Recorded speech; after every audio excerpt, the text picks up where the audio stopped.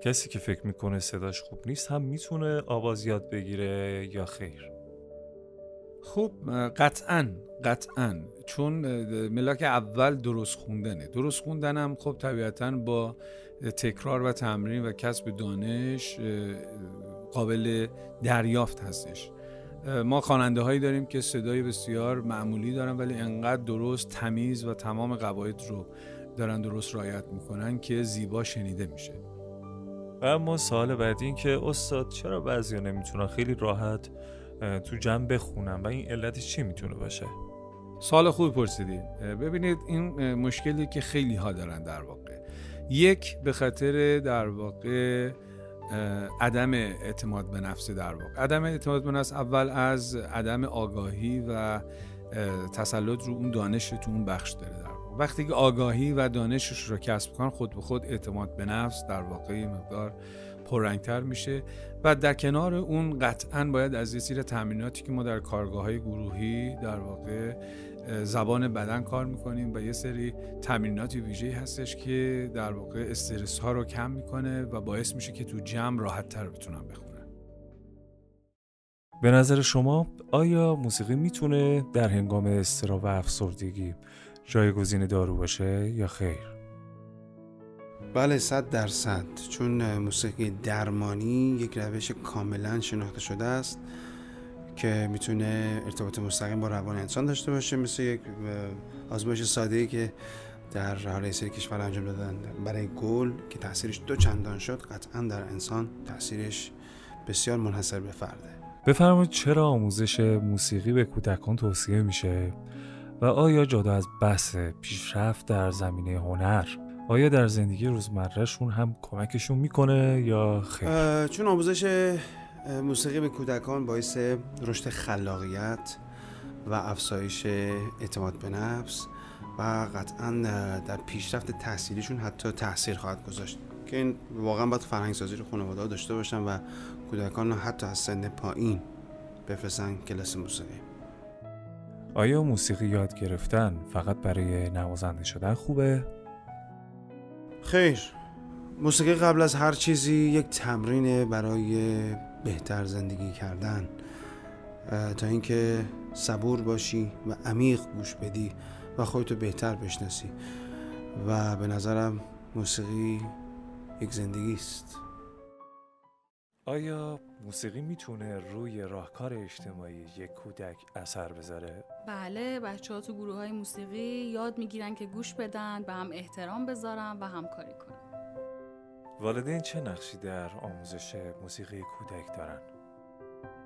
مهمتر از خرید ساز یا آوردن بچه‌هاتون به کلاس حمایت عاطفیه. وقتی بچه‌ها تو خونه و خانواده حمایت عاطفی میشن، یادگیریشون چند برابر میشه. خیلی سوال کردن که گیتار رو از چه سنی باید شروع کرد؟ خب به نظرم از 7 سالگی به بعد عالیه، ولی خب هیچ وقت دیر نیست برای یادگیری ساز گیتار. خیلی سوال کردن که انگشتام یا دستام کوچیکه و نمیتونم تمرین کنم، آیا این درسته یا خیر؟ اصلاً به نظرم ساز خودش باهات هماهنگ میشه، مهم تمرینه نه اندازه دست. حالا به نظر شما گیتار ساز تکنیکی است یا ساز احساسی؟ درسته که تکنیک خیلی مسیر رو باز میکنه، ولی بدون احساس هیچ صدایی شنونده رو تحت تاثیر قرار نمیده. بزرگترین چالش برای یک هنرجوی دف چی میتونه باشه؟ به نظر من یکی از بزرگترین چالش ها برای هنرجو تو ابتدای کار نگهداری ساز دف هست، به خاطر اینکه ساز دف یک ساز قدرتی هست و هماهنگی بین دست راست و چپ و رعایت تعادل یکی از بخش‌های خیلی مهم تو ابتدای کار میتونه باشه. ساز کاخن آیا میتونه یک ساز همراه کننده باشه یا سولو؟ صد البته هر دوتا میتونه باشه، به خاطر صدای خیلی گرمی که داره میتونه در کارهای گروهی بسیار تو قسمت ریتم کمک کننده باشه و برای سولو نوازی هم هر چقدر نوازنده روی الگوها یا پترن های مختلف مسلط تر باشه مطمئنم میتونه یک تکنوازی فوق العاده رو برای مخاطبش ارائه بده. چرا به پیانو میگن مادر سازها؟ خب چون محدودیت صدایی گسترده‌ای داره و ملودی و هارمونی رو میشه باهاش به صورت همزمان اجرا کرد. آیا میشه پیانو رو بدون تئوری موسیقی یاد گرفت؟ نشدنی نیست، ولی نمیشه به پیشرفت جدی و درک عمیق ازش رسید. سخت‌ترین بخش یادگیری پیانو برای هنرجو چی میتونه باشه؟ نوت‌خوانی، پردازش هر دو تا خط به صورت همزمان برای دست چپ و راست برای هنرجو تمرکز بالایی نیاز داره. استاد درود بر شما. درود بر شما.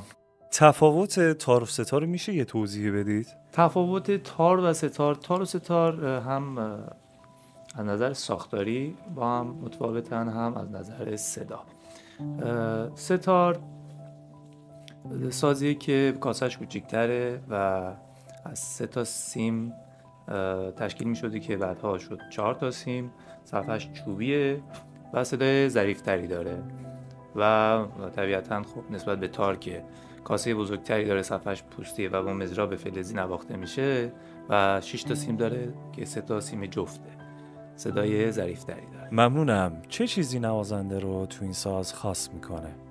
خب این سوال میشه گفت کلیه، یعنی تو سازهای هر سازی برای نوازنده به اصطلاح فقط مختص ستار نمیشه گفت. خب بستگی به ذهنیت و حالا دانش، خلاقیت و جمله بندی اون نوازنده به خدمت شما که داینامیک اون نوازنده و حالا سالهای تمرین و کوشش و خلاقیت نوازنده. بعضیا میترسن که سنشون برای یادگیری ساز گیتار گذشته. آیا این درسته؟